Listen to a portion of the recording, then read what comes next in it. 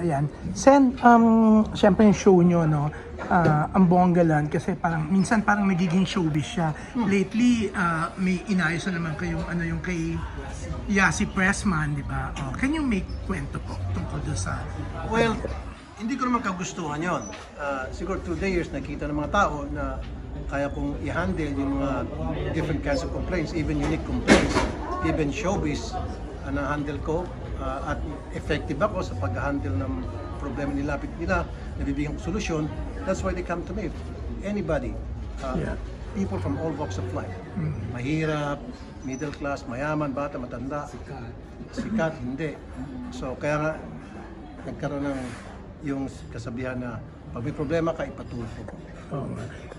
Yes, ang bongga. Pero eto, ang daming issue sa showbiz. Pwede kayang magharap-harap sila sa sa Tulfo show nyo po? O pwede nyo bang pagbatiin yung mga naghiwalay ngayon sa showbiz?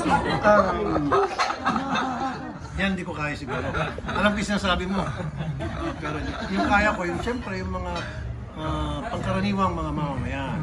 Yung masa kasi yan yung turf ko. Diyan ako komportable. That's my comfort zone, yung masa. Pag yung medyo mga nasa alta sosyedad, sikat, hindi ko kaya. Oo nga, pero...